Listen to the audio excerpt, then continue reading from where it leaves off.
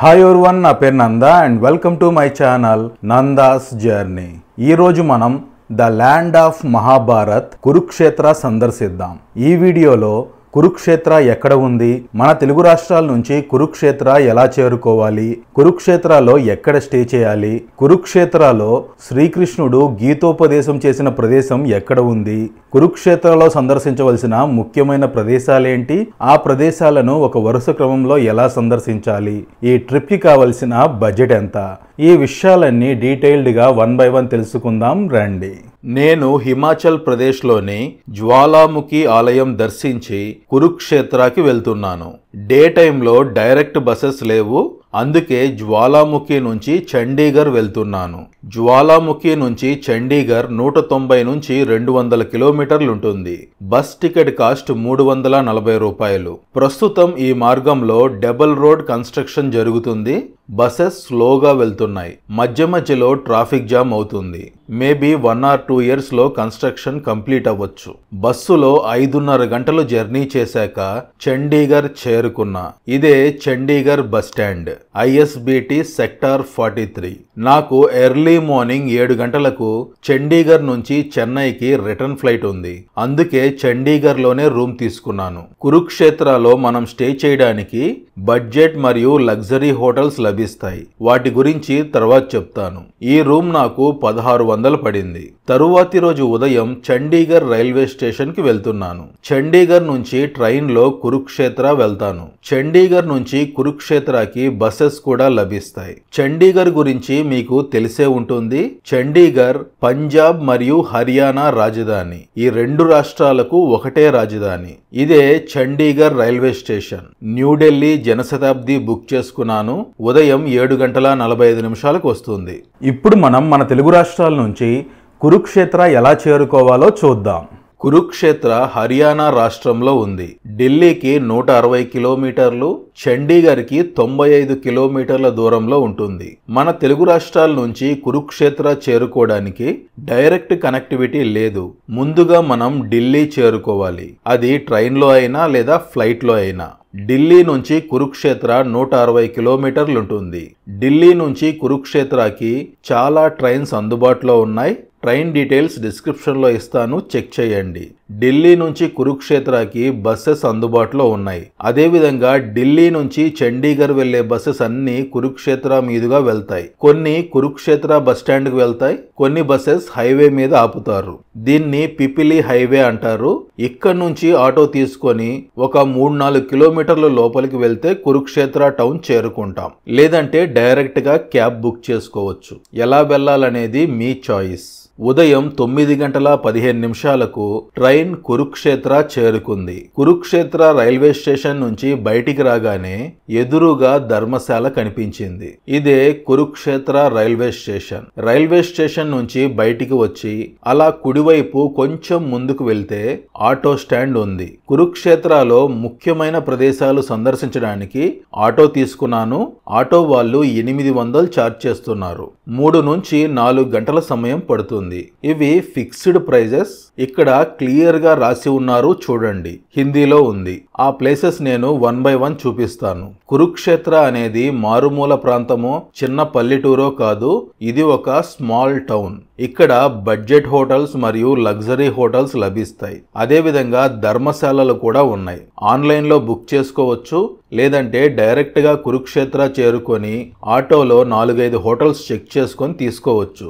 వెళ్లే దారిలో railway station కి సమీపంలో బ్రేక్ఫాస్ట్ చేశాను. చోలా పూరి 70 రూపాయలు. ఇప్పుడు మనం కురుక్షేత్రలో సందర్శించవలసిన ప్రదేశాలు తెలుసుకునే ముందు కురుక్షేత్ర మహాసంగ్రామం గురించి షార్ట్ గా తెలుసుకుందాం. మహాభారతంలో కురుక్షేత్ర యుద్ధం ఒక ప్రముఖ ఘట్టం. ఈ యుద్ధం దాయాదులైన కౌరవులకు పాండవులకు మధ్య హస్తినాపుర సింహాసనం కోసం జరిగింది.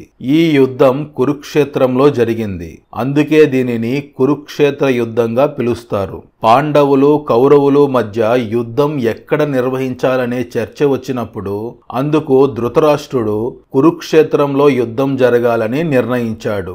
ఎన్నో పాపాలను చేసిన కౌరవులు తప్పకుండా యుద్ధంలో మరణిస్తారు. మరణించిన అనంతరం వారికి స్వర్గప్రాప్తి కలగాలనే ఉద్దేశంతో యుద్ధాన్ని ధృతరాష్ట్రుడు కురుక్షేత్రంలో నిర్ణయించాడని పురాణాలు చెబుతున్నాయి. ఈ ప్రదేశంలో మరణించిన వారు స్వర్గానికి వెళ్తారు. అది ఎందుకు అనేది లక్ష్మీనారాయణ ఆలయం దర్శించినప్పుడు చెబుతాను. పాండవులు కౌరవులు అన్నదమ్ముల బిడ్డలైన వారి మధ్య వైరానికి కారణం దుర్యోధనుడి ఈర్ష్య, రాజ్యకాంక్ష. జూదము ద్వారా పాండవుల రాజ్యాన్ని గెలుచుకోవాలని అతడు సంకల్పించాడు. శకుని సాయంతో అతడు ఆటను మోసపూరితంగా గెలిచి సోదరులైన పాండవులను 13 పాటు అరణ్యవాసానికి పంపాడు. అరణ్యవాసం తరువాత దుర్యోధనుడు పాండవుల రాజ్యాన్ని వారికి తిరిగి ఇవ్వడానికి నిరాకరించడంతో యుద్ధానికి దారితీసింది. శాంతియుత ఒప్పందం ద్వారా యుద్ధాన్ని నివారించడంలో తోడ్పడమని బలరాముడు పాండవులకు సలహా ఇచ్చాడు. శాంతియుత పరిష్కారం కోసం ఇరుపక్షాల మధ్య 4 రాయబారాలు జరిగాయి. కానీ అవి విఫలం కావడంతో చివరిగా కౌరవుల తరపున సంజయుడు రాయబారిగా వచ్చినప్పుడు శ్రీకృష్ణుడు తానే స్వయంగా హస్తినాపురానికి వచ్చి శాంతి ప్రయత్నం చేస్తానని అతడికి చెప్పి పంపించాడు. ఆ ప్రకారమే కృష్ణుడు హస్తినాపురం వెళ్లారు. కురుసభలో శ్రీకృష్ణుడు చెప్పిన శాంతి వచనాలను వేటిని దుర్యోధనుడు చెవిన పెట్టలేదు. పాండవులు చెప్పమన్నట్టే కనీసం 5 ఊళ్ళైనా ఇవ్వమని చెప్పాడు. 5 ఊళ్ళు కాదు కదా, సూదిమొన మోపినంత భూమిని కూడా పాండవులకు ఇయ్యనని దుర్యోధనుడు తేల్చి చెప్పాడు. పైగా శ్రీకృష్ణుణ్ణి బంధించమని సైనికులకు ఆజ్ఞాపించాడు. అతని అజ్ఞానానికి శ్రీకృష్ణుడు నవ్వుకొని చివరి ప్రయత్నం కూడా బెడిసి కొట్టడంతో ధర్మం నిలబెట్టడానికి యుద్ధం అనివార్యమని తెలపడానికి పాండవుల వద్దకు పయనమయ్యాడు. శాంతి ప్రయత్నాలన్నీ విఫలమైన తరువాత పాండవులలో అగ్రజుడు ధర్మరాజు తన సోదరులను యుద్ధానికి సైన్యాన్ని సిద్ధం చేయవలసిందిగా కోరాడు. శ్రీకృష్ణుని దగ్గర చాలా పెద్ద సైన్యం ఉంది. అంతేకాక శ్రీకృష్ణుడే స్వయంగా గొప్ప యోధుడు. కాబట్టి ఆయన సహాయం అర్థించడానికి కౌరవులు పాండవులు ఇద్దరు ద్వారకా నగరానికి వెళ్లారు. కృష్ణుడు వారిద్దరికి ఎంపిక చేసుకునే అవకాశం ఇచ్చాడు. కృష్ణుడు ఒక్కడు ఒకవైపు, అశేషమైన యాదవ సైన్యం ఒకవైపు. ఈ రెండిటిలో ఎవరికి ఏది కావాలో ఎన్నుకోమన్నాడు. అధిక సంఖ్యాబలం గల యాదవ సైన్యాన్ని ఎన్నుకోవడమే ఉత్తమమని దుర్యోధనుడు భావించాడు. మొదట ఎన్నుకునే అవకాశం మాత్రం అతడికి ఇవ్వలేదు. ముందుగా అర్జునునికి అవకాశం ఇస్తాడు. అర్జునుడు ఎక్కడ అశేష సైన్యాన్ని కోరుకుంటాడో అని భయపడిన దుర్యోధనుడు అర్జునుడు శ్రీకృష్ణుణ్ణే తన పక్షాన రమ్మని కోరడంతో ఊపిరి పీల్చుకుంటాడు. ఇద్దరు సంతృప్తిగా తిరిగి వెళ్తారు. తరువాత శ్రీకృష్ణుణ్ణి తన రథసారథిగా ఉండమని అర్జునుడు వేడుకుంటాడు. అలా మొదలైన కురుక్షేత్ర యుద్ధం 18 రోజులు హోరాహోరీగా జరిగింది. 18వ రోజు తర్వాత 10 మంది యుద్ధ వీరులు మాత్రమే బతికి ఉన్నారు. వారు 5 పాండవులు, కృష్ణుడు, సాత్యాకి, అశ్వత్థామ, కృపాచార్యుడు, కృతవర్మ. యుద్ధానంతరం ధర్మరాజు హస్తినాపురానికి పట్టాభిషిక్తుడయ్యాడు. ఇప్పుడు మనం శ్రీకృష్ణుడు గీతోపదేశం చేసిన ప్రదేశం మరియు కురుక్షేత్రాలో సందర్శించవలసిన ఇతర ముఖ్యమైన ప్రదేశాలు సందర్శిద్దాం. ముందుగా మనం సూర్యకుండ్ సందర్శిద్దాం. కురుక్షేత్ర రైల్వే స్టేషన్ నుంచి సూర్యకుండ్ 2 కిలోమీటర్లు ఉంటుంది. ఇదే సూర్యకుండ్. దీన్నే సన్నిహిత్ సరోవర్ అని కూడా పిలుస్తారు. ఇది 550 అడుగుల వెడల్పు, 1500 అడుగుల ఎత్తు ఉంటుంది. ఈ ప్రదేశంలో సరస్వతి నది యొక్క 7 ఉపనదులు సంగమిస్తాయి. ఇది శ్రీ మహావిష్ణువు యొక్క నివాసంగా చెబుతారు. ఈ సరోవరం ఎదురుగా 5000 సంవత్సరాల నాటి లక్ష్మీనారాయణ ఆలయం ఉంది. తర్వాత చూపిస్తాను.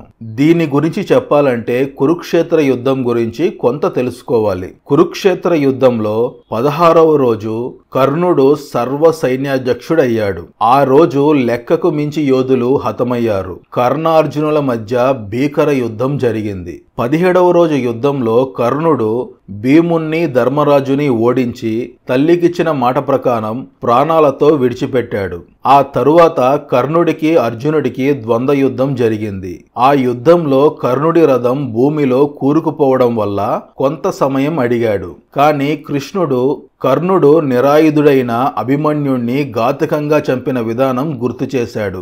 అది విన్న తర్వాత అర్జునుడు తన బాణంతో కర్ణుణ్ణి వధించాడు. 18వ రోజున కౌరవ సైన్యం శల్యుని నాయకత్వంలో యుద్ధం చేశారు. శల్యుని ధర్మరాజు, శకునుని సహదేవుడు, మిగిలిన దుర్యోధను సోదరులను భీముడు వధించారు. తాను ఓడిపోయానని గ్రహించిన దుర్యోధనుడు రణరంగం నుంచి పారిపోయి ఒక మడుగులో దాక్కున్నాడు. అలా దుర్యోధనుడు దాక్కున్న మడుగు ఇది. పాండవులు దుర్యోధనుని కనుక్కొని తమ 5గురిలో ఎవరో ఒకరితో ద్వంద్వ యుద్ధం చేయమన్నారు. దుర్యోధనుడు తనతో సమానుడైన భీమునితో గదాయుద్ధం చేయాలని కోరుకున్నాడు. బలరాముని పర్యవేక్షణలో ఇరువురు గదాయుద్ధం చేశారు. ఈ యుద్ధంలో భీముడు కృష్ణుని ఆజ్ఞ అనుసరించి దుర్యోధన్ని తొడపై గదతో మోది తొడలు విరక్కొట్టి జూదంలో ఓడిన నాటి తన ప్రతిజ్ఞను నెరవేర్చుకున్నాడు. ఆ సంఘటన జరిగిన ప్రదేశం ఇది. ఇక్కడ చిన్న చిన్న ఆలయాలున్నాయి. ఇది సూర్యమందిరం. అక్కడి నుంచి ఇంకొంచెం ముందుకు వెళ్తే శివాలయం ఉంది. ఇది లక్ష్మీనారాయణ మందిరం, కానీ ఇది కొత్తగా నిర్మించిన ఆలయం. ఈ సరోవరానికి ఎదురుగా కొండపైన ఆలయం కనిపిస్తుంది కదా, అది పురాతన లక్ష్మీనారాయణ ఆలయం. రండి వెళ్దాం. మీకు ఆల్రెడీ చెప్పాను కదా, ఈ ప్రదేశానికి కురుక్షేత్రం అనే పేరు ఎలా వచ్చింది, ఈ ప్రదేశంలో మరణించిన వారు ఎలా స్వర్గానికి వెళ్తారో లక్ష్మీనారాయణ మందిరానికి వెళ్ళినప్పుడు చెప్తా అన్నాను. పురాణాల ప్రకారం కురు అనే రాజు ఈ ప్రాంతానికి వచ్చాడు. ఈ ప్రాంతం చుట్టూ 8 నదులు ప్రవహించడం చూసి ఆ రాజు తన బంగారు రథం నుంచి కిందకు దిగి ఒక నాగలిని తయారు చేశాడు. ఆ తరువాత పరమశివుణ్ణి పూజించి అతని ఆజ్ఞ మేరకు అతని వాహనమైన నందిని, యముడు ఆజ్ఞ మేరకు యముడి వాహనమైన మహిషాన్ని తీసుకొని వాటిని నాగలి కట్టి ఇక్కడ భూమిని దున్నటం మొదలుపెట్టాడు. ఇదే సమయంలో అక్కడికి వచ్చిన ఇంద్రదేవుడు కురురాజును ఉద్దేశించి ఏం చేస్తున్నావు అని అడిగాడు. అందుకు రాజు సత్యము, దయ, క్షయ, దానము, స్వచ్ఛత, నిష్కామము, బ్రహ్మచర్యము, యోగము అనే 8 పంటలను పండించడానికి వ్యవసాయం చేస్తున్నానని తెలిపారు. ఇంద్రుడు మరి విత్తనాలు ఏవి అని అడగడంతో అవి నా శరీరంలో ఉన్నాయని చెప్పాడు. మరి కొద్ది సమయానికి విష్ణుదేవుడు వచ్చి అదే ప్రశ్న అడిగాడు. మరి విత్తనాలు నీలో ఉంటే అవి చూపించు అని విష్ణుదేవుడు అడగ్గా అందుకు కురురాజు తన శరీరాన్ని విష్ణుమూర్తికి అప్పగించడంతో విష్ణుమూర్తి తన సుదర్శన చక్రంతో ముక్కలు ముక్కలుగా తన శరీరాన్ని ఖండిస్తున్నప్పటికీ కురురాజు ఏమాత్రం అడ్డు చెప్పకపోవడం వల్ల విష్ణువు అతనిని మెచ్చుకొని ఏం వరం కావాలో కోరుకోమని అడిగాడు. అతడు మరణించిన తర్వాత ఈ ప్రాంతం తన పేరు మీదుగా వర్ధిల్లాలని, ఈ ప్రాంతంలో మరణించిన వారికి స్వర్గ ప్రాప్తి కలగాలని విష్ణుదేవుణ్ణి ప్రార్థించాడు. ఈ క్రమంలోనే అప్పటి నుంచి ఈ ప్రాంతం కురుక్షేత్రంగా మారిపోయింది. ఆ సమయంలోనే శ్రీ మహావిష్ణువు ఈ ప్రదేశంలో వెలిశాడని చెబుతున్నారు. పైకి చేరుకోవడానికి 50 మెట్లు పైనే ఎక్కాల్సి ఉంటుంది. ఇదే 5000 సంవత్సరాల నాటి లక్ష్మీనారాయణ ఆలయం. దర్శించుకోండి. ఇంతటితో సన్నిహిత సరోవర్ లక్ష్మీనారాయణ ఆలయ దర్శనం పూర్తయింది. రండి ఇప్పుడు మనం బ్రహ్మ సరోవర్ సందర్శిద్దాం. లక్ష్మీనారాయణ ఆలయం నుంచి బ్రహ్మ సరోవర్ 1.5 కిలోమీటర్ ఉంటుంది. ఇదే బ్రహ్మ సరోవర్. రండి లోపలికి వెళ్దాం. బ్రహ్మ సరోవర్ చాలా పెద్ద సరోవరం. గతంలో ఇంకా పెద్దదిగా ఉండేదట. ఈ సరోవరం మధ్యలో ఆలయం కనిపిస్తుంది కదా, ఇది సర్వేశ్వర్ మహాదేవ్ ఆలయం.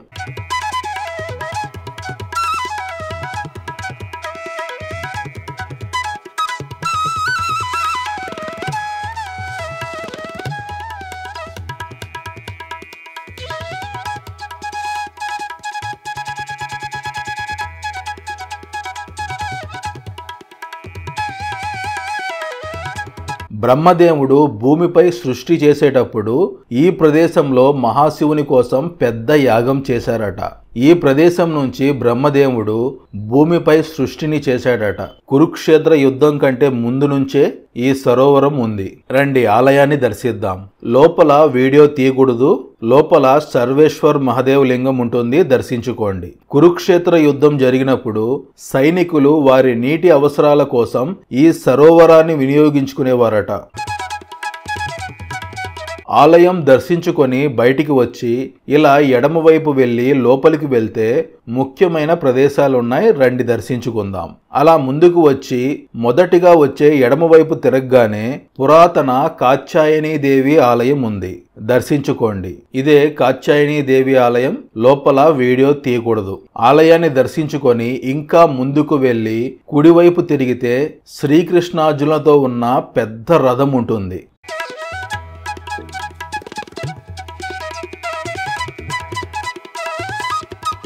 చాలా బాగుంది. ఫోటోస్, సెల్ఫీస్ తీసుకునే వాళ్ళు తీసుకోవచ్చు. ఈ రథం వెనుక నుంచి బయటికి వచ్చి దాని ఎదురుగా ఉన్న ఆలయానికి వెళ్దాం. ఇది శ్రీ శ్యామ్ దర్బార్ అంటే శ్రీకృష్ణుని ఆలయం. ఈ ఆలయం నుంచి కిందకి అండర్ గ్రౌండ్ కి వెళ్లే మార్గం ఉంది. దీని పక్కనే ప్రాచీన పాండవ ద్రౌపది కూప్ అని ఉంది. ఆలయం లోపల నుంచి కిందకు వస్తే ఇక్కడికి వస్తాం. కురుసభలో ద్రౌపది చీరలాగి అవమానించిన దుశ్శాసనుణ్ణి భీముడు చంపిన తర్వాత ఆ రక్తాన్ని తన కురులకు పూస్తాడు.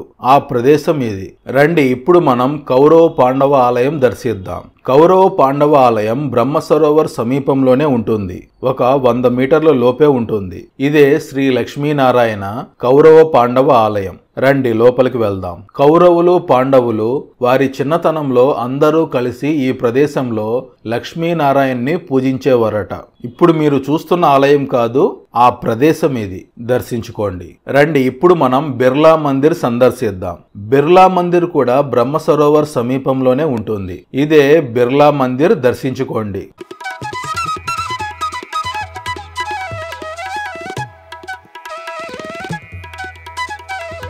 బిర్లా మందిర్ దర్శించుకొని బయటికి వస్తే ఎదురుగా ఆంజనేయ స్వామి ఆలయం ఉంటుంది, దర్శించుకోండి.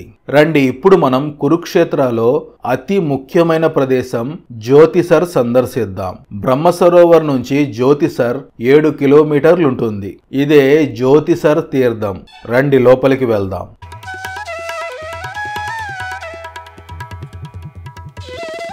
ఇలా లోపలికి వస్తే ఎదురుగా జ్యోతిసర్ తీర్థం కనిపిస్తుంది. ఆ తీర్థం ఆనుకొని పెద్ద వృక్షం కనిపిస్తుంది కదా, ఆ ప్రదేశంలోనే శ్రీకృష్ణుడు అర్జునుడికి గీతోపదేశం చేశాడు. ఈ కురుక్షేత్రలో అతి ముఖ్యమైన ప్రదేశం ఇది. కురుక్షేత్ర యుద్ధం మొదటి రోజు కౌరవ పాండవ 2 సైన్యాలు మోహరించి ఉండగా ఎదురుగా ఉన్న కౌరవ సైన్యంలోని తాత భీష్ముడు, గురువు ద్రోణాచార్యుడు మొదలైన వారిని చూశాడు అర్జునుడు. అంతేకాదు 100 మంది సోదరులతో సహా బంధుగణం మొత్తాన్ని, అశ్వత్థామ వంటి మిత్రులను కూడా శత్రు సైన్యంలో గమనించి దుఃఖంతో కుంగిపోయాడు. నిరాశలో కూరుకుపోయి దిక్కుతోచక చేష్టలుడిగిన అర్జునుడు మార్గదర్శనం కోసం తన సారథి, గురువు, మిత్రుడైన శ్రీకృష్ణుణ్ణి వేడుకున్నాడు. కృష్ణుడు అర్జునుని నిరాశ పోగొట్టి కర్తవ్యాన్ని బోధించి అతన్ని సమరోముఖుణ్ణి చేశాడు. ఈ యుద్ధం ధర్మానికి అధర్మానికి మధ్య జరుగుతున్న పోరుగా అభివర్ణిస్తూ ధర్మ సంస్థాపన కోసం అధర్మపక్షం వహించిన వారిని ఎవరినైనా సంహరించాల్సిందేనని, అది అర్జునుని కర్తవ్యమని కృష్ణుడు బోధించాడు. ప్రతిఫలాన్ని ఆశించకుండా తన కర్మను ఆచరించాలని బోధించాడు. ధర్మ సంస్థాపన కోసం ప్రతి యుగంలోనూ తాను అవతరిస్తానని బోధించి కృష్ణుడు తన విశ్వరూపాన్ని అర్జునుడికి ప్రదర్శించాడు. ఆ శ్రీకృష్ణుని బోధనలే సుప్రసిద్ధ ధార్మిక గ్రంథమైన భగవద్గీతగా రూపొందింది. మనం జ్యోతిసర్ లోపలికి రాగానే కుడివైపు తిరిగితే ఆ చెట్టు తొర్రలో శివలింగం ఉంటుంది, దర్శించుకోండి. అది పురాతన ఆలయమని చెబుతున్నారు.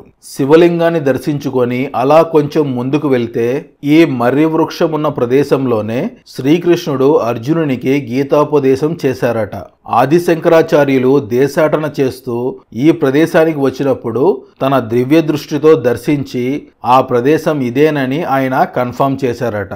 కృష్ణార్జునుల రథాన్ని శంకరపీఠం వాళ్ళు ఏర్పాటు చేశారు. ఈ వృక్షానికి ఎదురుగా ఆది శంకరాచార్యుల ఆలయం ఉంది, దర్శించుకోండి. ఈ ప్రదేశంలో చాలా మంది యోగులు సిద్ధుల సమాధులున్నాయి.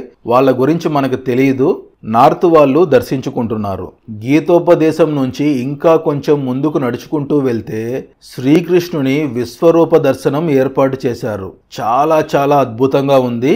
తప్పకుండా దర్శించుకోండి. ఇంతటితో కురుక్షేత్రంలో ముఖ్యమైన ప్రదేశమైన గీతోపదేశ ప్రదేశ సందర్శన పూర్తయింది. రండి ఇప్పుడు మనం బద్రీనారాయణ మందిర్ దర్శిద్దాం. బద్రీనారాయణ మందిర్ జ్యోతిసర్కి 1 కిలోమీటర్ దూరంలో ఉంటుంది. ఇదే బద్రీనాథ్ మందిర్. ఈ ఆలయం అసలు పేరు గీతా కుంజ్ నారాయణ్ మందిర్. లోకల్ గా బద్రీనారాయణ మందిర్ అని పిలుస్తారు. రండి లోపలికి వెళ్దాం. ఇది పురాతన ప్రదేశం ఏమీ కాదు. బిర్లా మందిర్, ఇస్కాన్ మందిర్ లాంటిది. ఇదే ఆలయం, దర్శించుకోండి. బద్రీనారాయణ ఆలయానికి 1 కిలోమీటర్ దూరంలో ఇస్కాన్ టెంపుల్ ఉంది. ఇదే ఇస్కాన్ టెంపుల్. రండి లోపలికి వెళ్దాం. ఇస్కాన్ మందిరం దర్శించుకోండి. ఇస్కాన్ వాళ్ళు దీని పక్కనే కొత్తగా ఆలయం నిర్మిస్తున్నారు. దాని నమూనా ఇది. రండి చూద్దాం. ఇస్కాన్ ఆలయం పక్కనే కొత్తగా ఈ ఆలయం నిర్మిస్తున్నారు. దీన్ని కృష్ణార్జున మందిరంగా చెబుతున్నారు. 1 or 2 years లో పూర్తవచ్చు. రండి ఇప్పుడు మనం కురుక్షేత్రలో మరో ముఖ్యమైన ప్రదేశం భీష్మకుండ్ సందర్శిద్దాం. ఇస్కాన్ టెంపుల్ నుంచి భీష్మకుండ్ 5 కిలోమీటర్లు ఉంటుంది. ఇదే భీష్మకుండ్. రండి లోపలికి వెళ్దాం. భీష్మ పితామహ, ఈయన గురించి చెప్పాలంటే చాలా చాలా చరిత్ర ఉంది. భీష్ముడు కౌరవుల తరపున యుద్ధం చేశాడు. కురుక్షేత్ర యుద్ధం మొదలు కాగానే భీష్ముడు పాండవ సేనను చిన్నాభిన్నం చేశాడు. 2వ రోజు భీష్మునికి అర్జునునికి మధ్య భీకర యుద్ధం జరిగింది. 3వ రోజు యుద్ధంలో భీష్ముడు గరుడ వ్యూహాన్ని రచించాడు. దానికి ప్రతిగా పాండవులు అర్ధచంద్ర వ్యూహాన్ని రచించారు. 4వ రోజు యుద్ధం భీష్ముని పరాక్రమ ప్రదర్శనకు వేదికైంది. 9వ రోజున భీష్ముణ్ణి నిలవరించలేకపోతున్న అర్జున్ని గమనించి కృష్ణుడు కోపించి భీష్మునిపైకి లంఘించాడు. అర్జునుడు కృష్ణుణ్ణి ఆపాడు. భీష్ముడు ఉన్నంత వరకు గెలవలేమని తెలిసిన శ్రీకృష్ణుడు భీష్ముణ్ణి ఎదిరించేందుకు ఒక స్త్రీని యుద్ధంలో నిలపాలని సూచించాడు. అందుకు కారణం స్త్రీపై యుద్ధం చేయనని భీష్ముడు ప్రతిజ్ఞ చేశాడు. భీష్ముని దాటికి తాళలేని పాండవులు 10వ రోజున శిఖండిని అతడిపై దాడికి పంపించారు. తాను చేసిన ప్రతిజ్ఞ కారణంగా తన విల్లు బాణాలను కింద పడేశాడు. శిఖండి వెనుకగా దాగి భీష్మునిపై దాడికి కాచుకొని ఉన్న అర్జునుడు భీష్ముడి రక్షణ కవచాలను ఛేదించాడు.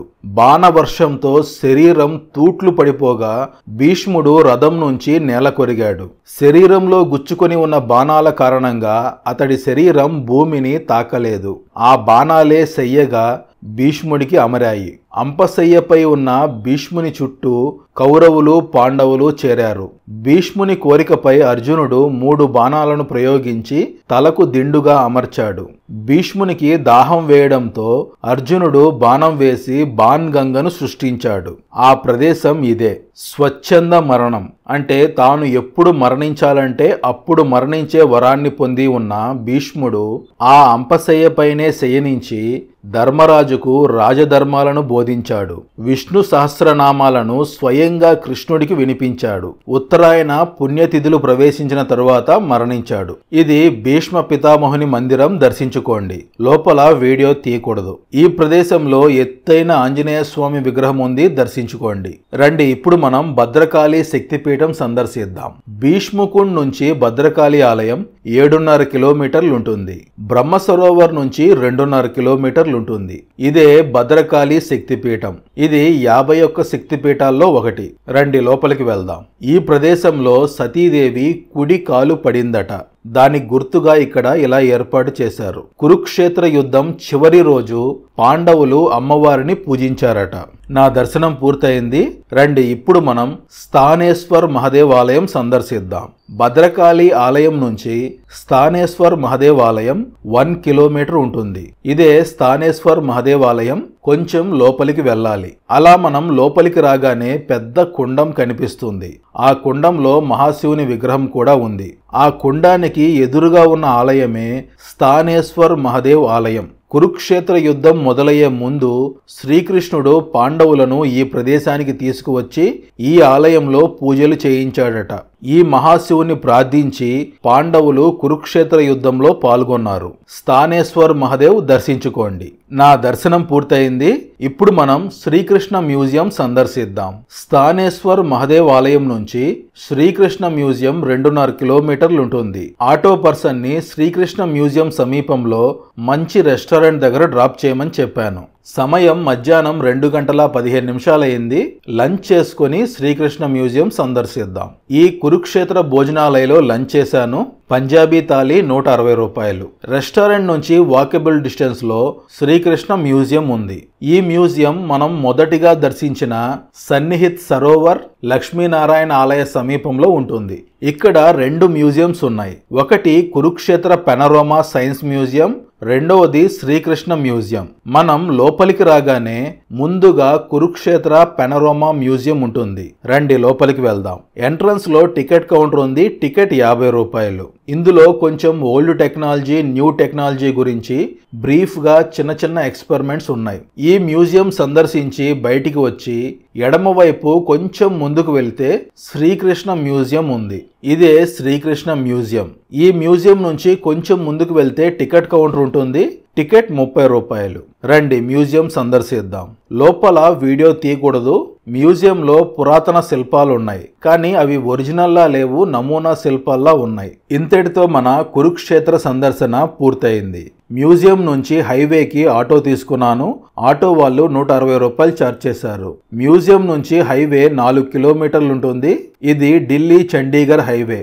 ఢిల్లీ నుంచి చండీగఢ్ వెళ్లే బస్సెస్ ఇక్కడ ఆగుతాయి. బస్సులో చండీగఢ్ చేరుకున్నాను. నెక్స్ట్ డే మార్నింగ్ చండీగఢ్ నుంచి ఫ్లైట్ లో చెన్నై చేరుకున్నాను.